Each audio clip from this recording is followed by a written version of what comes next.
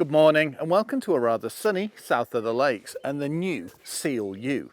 This is BYD's first hybrid for the UK. It's practical, fast, efficient and it won't break the bank.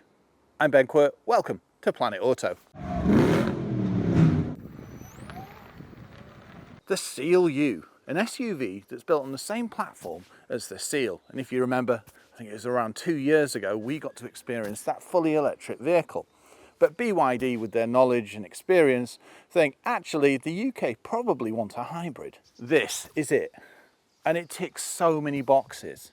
You've got multiple powertrains, trims, and even an all-wheel drive model. And the clever thing is, it starts at just over £33,000. Now that is a lot of car for the money.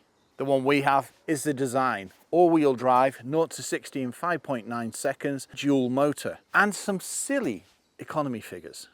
Something around 300 miles per gallon. And not only that, but a pure electric range. Now ours is all singing and dancing, but that doesn't mean the starter trim isn't substantially equipped. It's got everything from a heads-up display through to ventilated seats, which begs the question, what are you actually paying for when you go for the comfort or the design?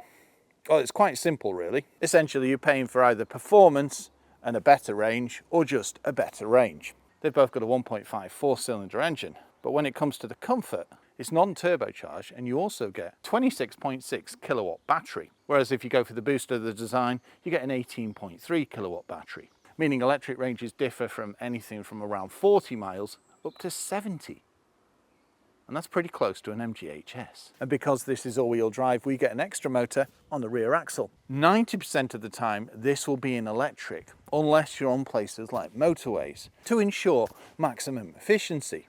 Now, if you look at the name for a second, Seal U, DMI.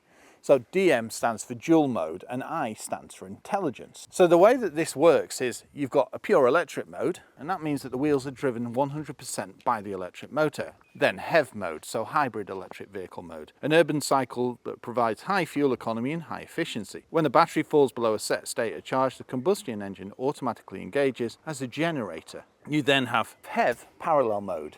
And what that utilises is the electric motor and the petrol engine, which means it can boost its power, well, quite phenomenally.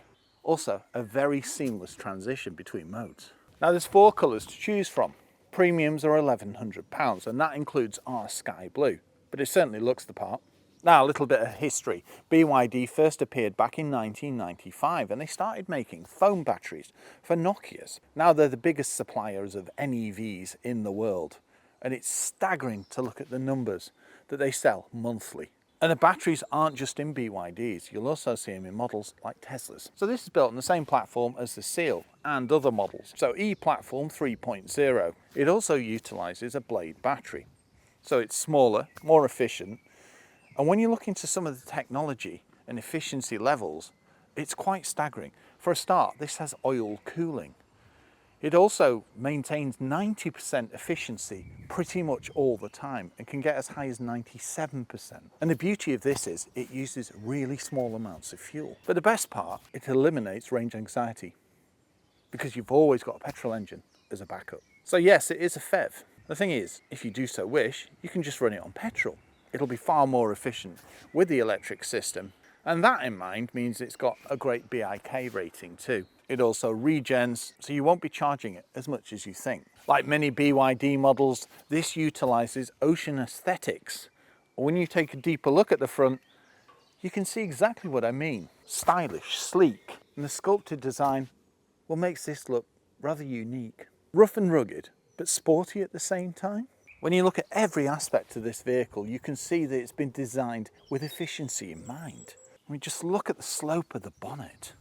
Semi-clamshell, so it looks cool too. Lots of lovely curvature. Some of the shaping around here, the design cues, it just works in unison. It's a very good looking SUV. The lights are a work of art, and it's not just for looks.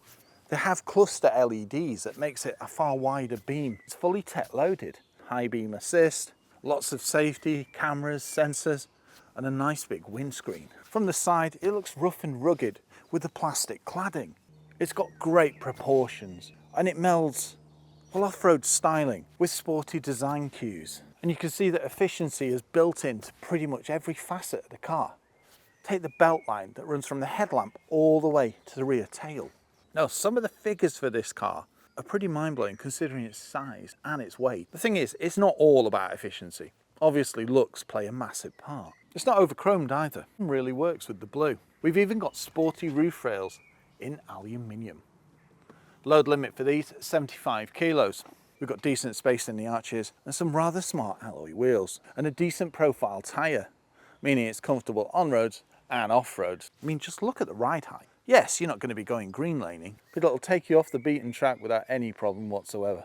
And to think, it's built on the same platform as the Seal. And this bit is actually shorter. If you like this type of video, why not subscribe to the channel? You just hit the button on the right hand side. It's free and you'll get an alert every time we upload. Thank you. So we've got keyless entry, power folding door mirrors, and you can open this with your smartphone. There's also an app as well, which gives you statuses, you can see if the car's locked, etc, etc. The door opens nice and wide, and that's a decent opening. Soft touches, padded areas. You've got a power tailgate release, and it's great to see you've got a decent door pocket too. And an infinity sound system. Climbing in looks to be child's play. I need to dip my head ever so slightly. Nice and easy. One thing to note, there is no grub handle here. Like the outside, it's sleek, it's stylish. Once you've experienced a BYD, you know the levels you'll get. It's always a pleasure climbing in. Great infotainment screen and decent size cluster. And as standard, things like a heads-up display. Madness. Talk about providing value. And it may look like there's not many buttons and rotaries, but you've got the important ones. Things like a rotary volume button. When you get down to brass tacks, it's amazing how many things you'll find in the BYD that other manufacturers will leave out. For example, doors that cover the sills, proper buttons on the steering wheel, and if we move down here, we've got a little cubby hole, very cool, petrol cap release, and we can adjust the headlamp height. Does that mean this can tow? Well, yes. Solid construction. And yes, memory function in my seat. With any vehicle, it's always a nice feature when the seat goes back to allow you more access. Now, this ticks boxes left, right and centre. Premium materials, unique styling, very cool design language. Also the mix of, I suppose, finishes. These like chromes. And then this is almost a glass effect with ambient lighting underneath. Look at the flippers on the door handles. Oh, this is soft touch. You are quite hard pushed to find, well, harder plastics. There's some down here, but they're not too bad. And all this, lovely, smooth. Floating center console, USB-Cs, a 12 volt. There's even a SIM card holder there too. Everything's laid out rather efficiently. I know I keep using efficient with this car, but they've utilized space exceptionally well. You've still got like a cabin cockpit area, but the rest of it is quite open. Also, the A-pillars aren't too chunky either. Padded armrest in the center, and it is wide enough for you and your passenger. A very clever thing to include in a car. Tap, goes through, clamber out. Just look at these lovely tombstone style seats. Perforated leather and buckety. Also fully electric on both sides. You've got features like auto for your air conditioning. You can turn the fan on and off. Shifter, very straightforward. Drive, neutral and reverse. And then a park button. Many manufacturers today like to put everything through the screen, but BYD recognise that the customers actually want a bit of proper button functionality. You can see everything at a glance. You've got your power, your eco and your charge. Also see your range, things like road sign recognition and your safety. There's so much functionality in there. And if it's not there, it's in here. Also, we've got a special button on the steering wheel. BYD's party trick. The revolving screen. Very cool. So this is full of functionality. Apple CarPlay, Android Auto, things like Spotify, DAB radio, navigation, Google, etc, etc, etc. Also, your heated and ventilated seats are operated from here, and apps too. It's responsive, it's easy to use, high resolution and very clear. Nice and easy to get to the home screen. Now, yes, there are a lot of menus. but you kind of get used to it. Also, there's a favoriting system too, so perfect. Switching between electric mode and hybrid mode is simplicity. You've just got a little switch here. You can either push up or down. On the right hand side, we've got modes too. So things like sport and eco, but because this is the all-wheel drive, we've also got some off-road settings too. Start stop here, chunky stalks, leather wrapped steering wheel. So you've got your adaptive cruise, you can go through your screen. Also a camera button, I like that. You can also talk to it. Hi BYD, please put my window down. See, it knows where I'm sat. Please change ambient lighting to yellow. And there we go. How cool. And there's a myriad of things you can ask it. It's feeling a bit toasty. It recognises toasty and put cool air on. It's brassic in here. I've raised the temperature by 1 degree. Wow, it gets proper lingo. Please open the sunroof. Decent size too. No, it's very well equipped across the board. Dual chargers, great storage under here, as well as cup holders. We've got reach and rake, memory function in the seat. Also, I've got height adjustment, but the passenger seat doesn't. Now, it's a great driving position. Footrest on the left-hand side. I love the funky vents too. Nice and easy to clean. And even the headroom is 6'3". What's that? About an inch? Perfectly ample. Finally, glove box. Decent size with nothing in it. And that's because the manual's in the screen. Map reading lights and some controls, things like SOS and a glasses holder. Let's take a look at the back. I almost forgot, we've got adjustable seat belts, and climbing in and out is far easier than you'd expect. It seems to be the perfect height for me. From the side, it's got a great silhouette. Once again, the proportions are pretty much perfect. It'll be interesting to see if that affects headroom in the rear. Discs all round with vented at the front, and it stops as well as it goes. Charging. Now it's a PHEV. So what's that, Type 2? No, this actually has CCS, so rapid charging. But don't get too excited just yet. The top speed is 18 kilowatts, something like a 7 kilowatt, 4 hours. But bear in mind, it'll differ depending on which battery you've got. It's illuminated and nice sturdy flat. Let's take a look at the rear. Nice long door. Look at that, decent opening too. Not 90 degrees, but pretty damn close. Padded areas once again, even on the top of the door. Climbing in, whoa, you can tell the seat's quite raised. But yeah, my head does brush, but it's not really a challenge. Considering this seat's set for me, I've got more legroom than I expected. In my case, as soon as we start the vehicle, the seat will actually go forward to my correct position, so I'll have even more legroom. I can get my feet under the seat, and because it's a dedicated electrification platform, we've got a flat floor, even though it's all-wheel drive. More infinity speakers, flipper, door pocket too, plush, well-finished seats. They're not the most buckety, but they are very comfortable. We've also got a pull-down armrest and 2 cup holders, but no ski hatch. Also, they do recline. On the highest seating position, it is a bit upright. Also, my headroom is restricted. But if you have it on the centre one, which I prefer, that's far more comfortable. Also, headroom about ½ an inch. Yeah, there are other SUVs out there with bigger headroom, but even at 6'3", it's not uncomfortable and my head's not jutting against, it's just brushing ever so slightly. A lot of the reviews say 6 foot, but no, I think that's an exaggeration. I've got a great view through the centre. Also the side window.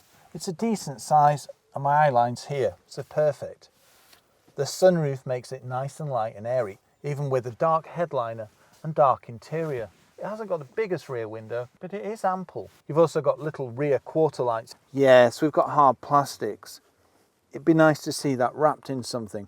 But the price bracket, you can't make everything luxurious. It's not a Bentley. USBs, storage port, and some vents. Map pockets on each seat, map reading lights up here, and grab handles. No, this would be great for a long haul. One thing that is missing, rear heated seats. And the rear seat doesn't slide, but I didn't really expect it to. And finally, ISOFIX point and airbags around the vehicle. Let's take a look at the rear. See what I mean about climbing out? So natural. The rear, well, a work of art. sleek, stylish and sophisticated. And just look at that full width light bar. LEDs, and it means you can be seen far easier than a non-LED. From this angle, you can see the rear haunches jutting out. And once again, the airflow round here. Stylish design cues, also the two-tone effect. You get a feel for the height of the vehicle from the rear too. Sporty rear spoiler, shark fin. No, it's very well designed. And we can't forget parking sensors, a reversing camera, also cross-traffic alert, and a rear mitigation system. Oh, and collision avoidance. You can really see why BYD sells so many vehicles. Let's take a look in the boot. Power tailgate. Oh no, I've fallen inside. So it does push a little harder than others, but it stops. Excellent to see that BYD have thought of taller people too. I can stand under here with, what's that, about 2 inches of clearance. Decent sized boot, but it isn't the biggest in its class. But saying that, you still get a decent amount of suitcases in here and what, 3 or 4 months worth of shopping. You can also increase the space by putting the seats further forward. Under the floor, charger, and yes, we've got V2L on this. So you can run coffee machines, charge electric bikes, etc, etc. Also, no boot lip. It's got a dual level floor. Now, yes, don't get too excited yet. It's about, what, 3 fingers. But it does give it a little more, so it also means that when you drop the seats, it's level. Storage area here. Also the sub on the right hand side. That's why the bass sounds so good. No, Infiniti know how to make a sound system. Pull out load cover. And to remove, quite literally, pull in the end. And there we go. One thing I have noticed is this won't stow under the floor. There's also a rear light here and a rear light on the other side too. Interestingly, there's no way to drop the seats from the rear. So you have to come round to the passenger side and pull the same cord that you use to recline in the seats.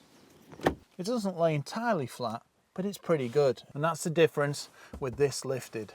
It's a decent size with the seats now, but it isn't the biggest I've seen. Saying that, I would get my electric mountain bike in here, but I would have to remove both wheels. Also, this is carpeted with a bit of Velcro, so it means it's one continuous loading area. Take a look under the bonnet. To release, pull here. Nice big handle too. Struts, love it. And yes, a proper 1.5 turbocharged engine. And then your electric gubbins too. Nice and easy to see where to top up fluids. And great to see because it's an all-wheel drive. You've got a rather high air intake, which is positioned here. Very cool. Time to see how it drives. Welcome behind the wheel of the new Seal U. So BYD's first hybrid vehicle. Look at that, good brakes. And look, we pull away in electric.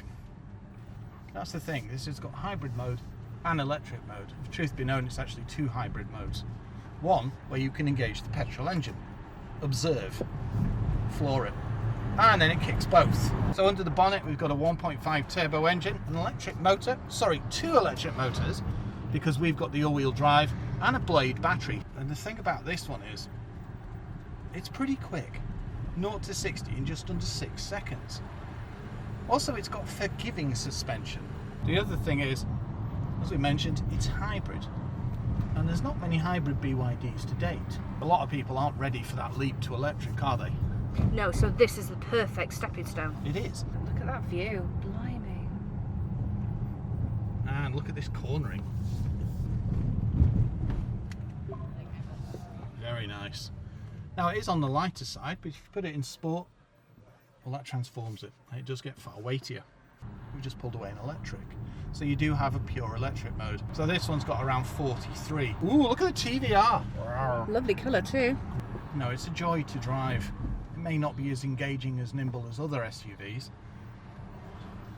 but it's very cool. It's very fun as well. Because of its lighter suspension, you can kind of throw it around. So it's got McPherson struts and multi-link on the rear.